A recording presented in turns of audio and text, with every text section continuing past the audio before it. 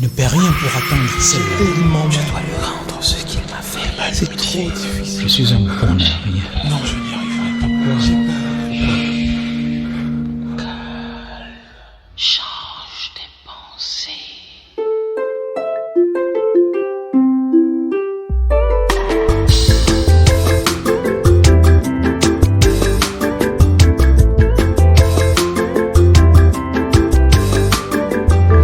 Les éphémérides de Sonia Renée Boguifou.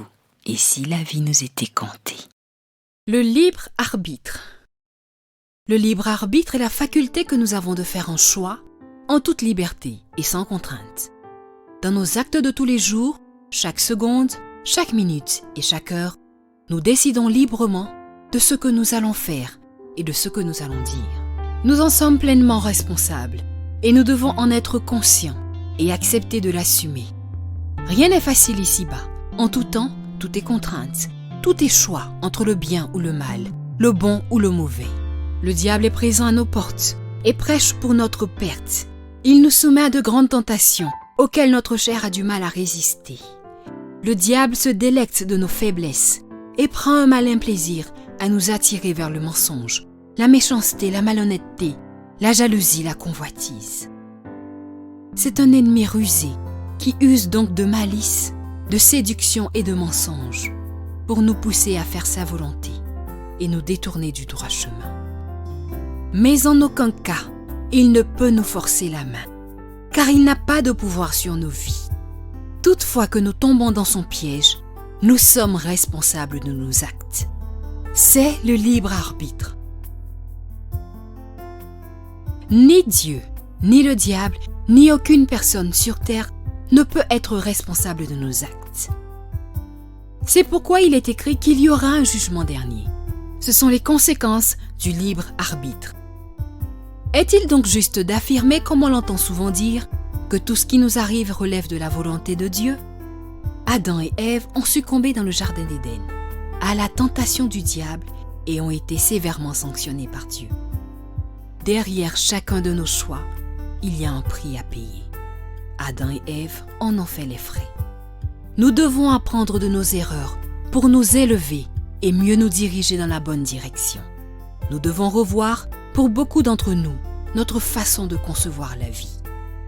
En Afrique, il est malheureux de constater que le plus souvent, face aux mauvaises conséquences de nos actes, la rhétorique est de dire « c'est la volonté de Dieu ». Et tout est ainsi dit. On peut passer à autre chose, la conscience tranquille.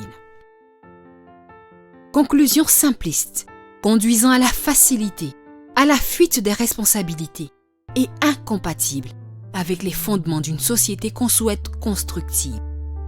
Les êtres forts assument leurs erreurs et avancent. Quand nous péchons en notre âme et conscience, nous en sommes responsables. Ainsi va la vie. Demeurons dans la vérité avec nous-mêmes et envers les autres et sauvons notre âme. C'est le libre arbitre.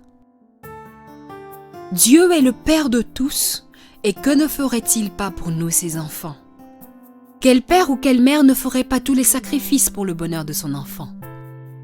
Nous enseignons à nos enfants ce qui est bon et ce qui est mal, mais il leur revient librement de faire un choix, et nous n'en sommes nullement responsables. Notre devoir est de leur fournir une éducation, la bonne éducation, la vraie éducation. Dieu nous enseigne au travers de sa parole les lois qui conduisent vers le bien ou le mal, mais ne nous forcera jamais à faire sa volonté. Nous avons le libre arbitre.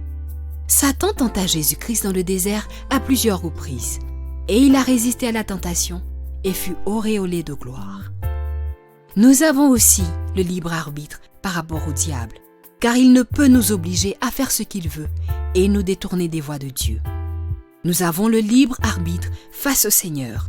Il ne nous obligera jamais à faire sa volonté.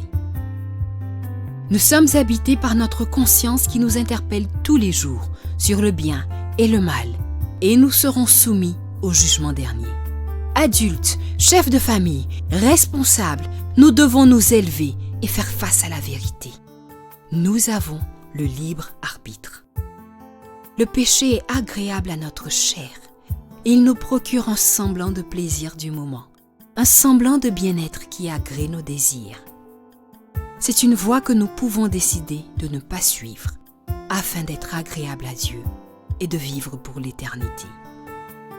Soyons-en sûrs, d'une manière ou d'une autre, nous sommes toujours appelés à rendre compte de nos actes sur terre ou dans le ciel.